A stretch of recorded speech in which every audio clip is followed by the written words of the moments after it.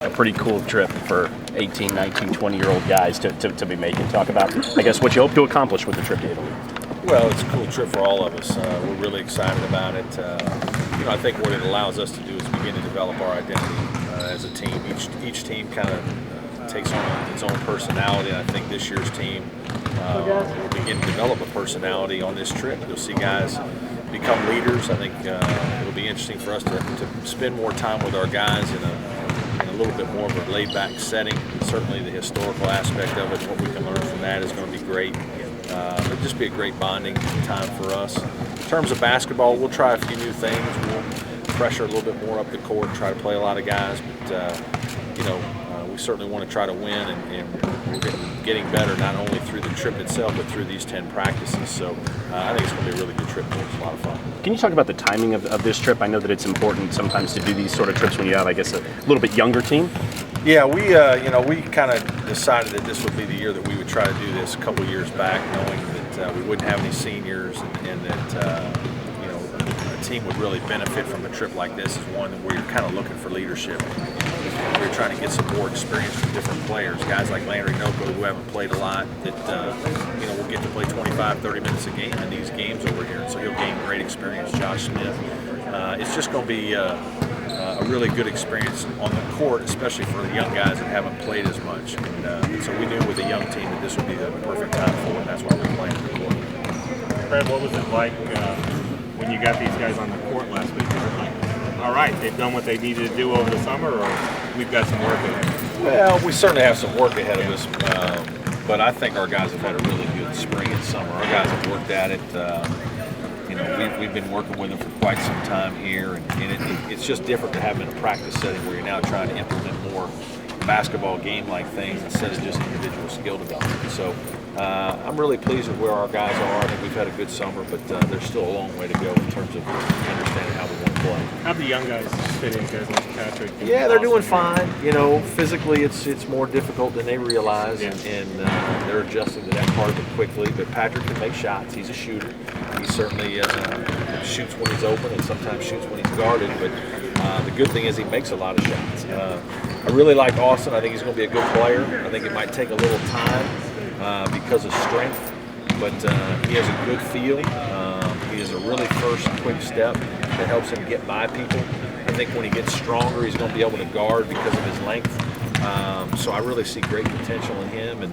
And obviously Cities is another young post player that has some size physically to push guys around and rebounds the ball well. His offensive skill set needs a lot of work, but we knew that coming in. So he's about where we expect a freshman post player to be. Do you know when you might hear something on Jamo?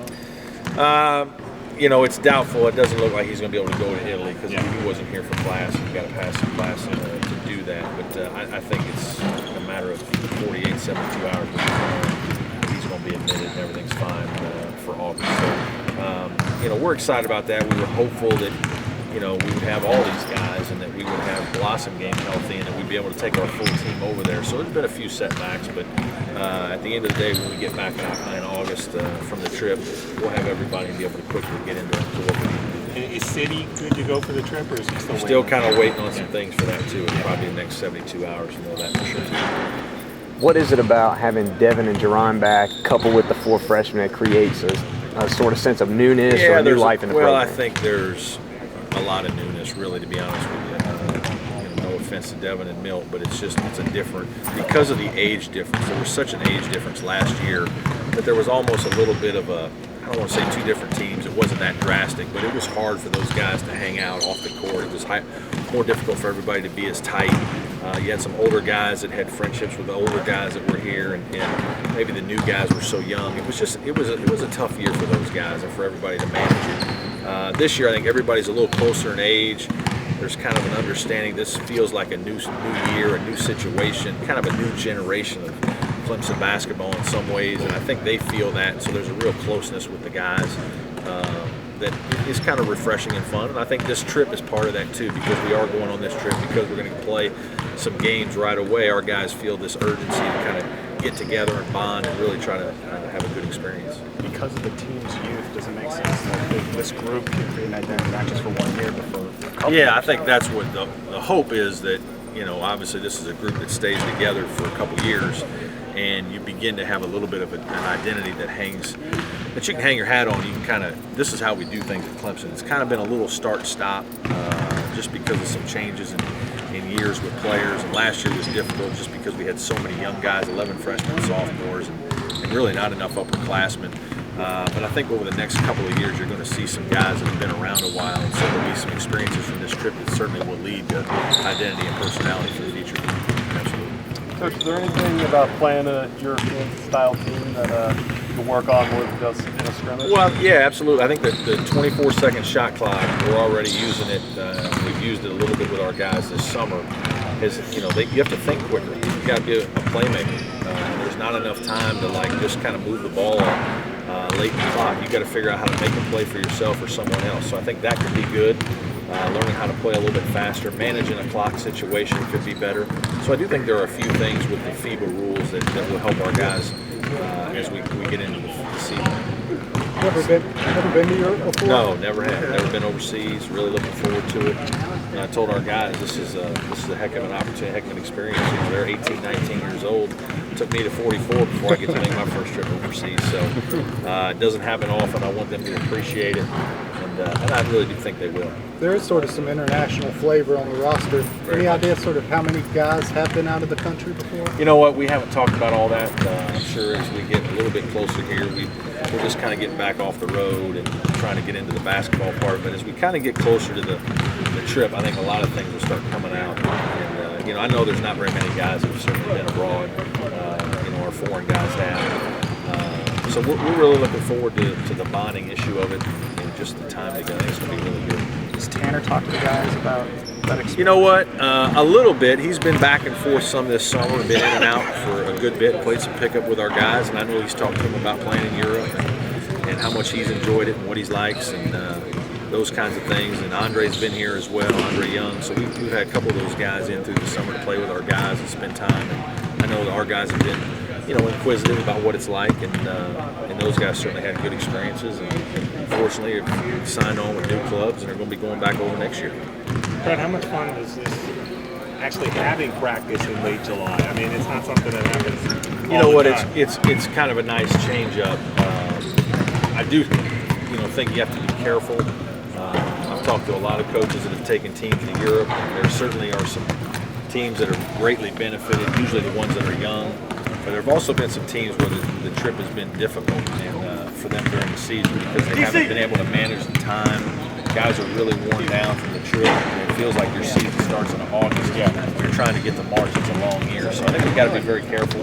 But having said that, it's an unbelievable time for our guys. I think there's a lot of excitement and enthusiasm for basketball right now. Have you thought about how you might handle the stuff you were just talking about? Would you cut back on some things after you guys get back? We certainly, I think, when we get back, I don't think we'll do much between August 18th and Labor Day. I think it'll take a couple, 3 weeks and really kind of tone it down. Just let our guys kind of recoup, do some things on their own, but not much with us. You mentioned getting to play a lot of guys while you're over there. The ones that are going, the ones that are helping. What are you It keeps dwindling, but we still think it could be good. What are you looking for? Anything specific? I know. It's hard. It's hard a little bit because, in all honesty, Jumbo's not going to go. Now Jerron can't play. Those are two guys that are probable. Somebody out of that group is probably going to start as a four-man, forward or whatever. And now you don't have one of those guys, so we're really small. I mean, if City isn't able to go, we're going to have Josh and Landy. So it's going to be really difficult to play both of them because you're going to need one for the sub for the other. So we're going to, we'll be looking at the small lineups. KJ's at the four-man spot, D-Mark, which is fine. We'll have to adjust to some things. We're trying to work on some things with that now. And so, it'd be interesting to just kind of see some different lineups with that kind of small lineup in mind, and how do you play with it, and what do you do? Maybe there's some things we can use from this during the season occasionally. When you do sort of get that full complement of guys back, it seems like you'll be able to do a lot of the things you talked about wanting to do last season. I mean, what are some of those things? Well, I think, when you have Devin Booker and a big, strong inside guy like that, you sometimes got to play a little differently. You got to play a little slower, try to get him the ball.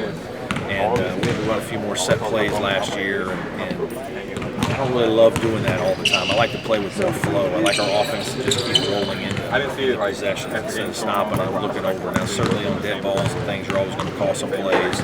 But I think at times last year, because of a little bit of lack of depth and because we're trying to get the ball to look a lot, we had to go inside. And it slowed our offense down. I'd like to see a little more pace, a little more speed. I'd like us to play faster. And I think sometimes the 23-second shot clock will really help us.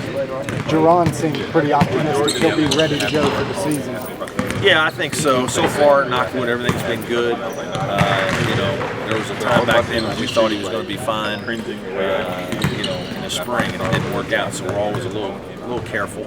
But we are cautiously optimistic. I do think things seem to be well.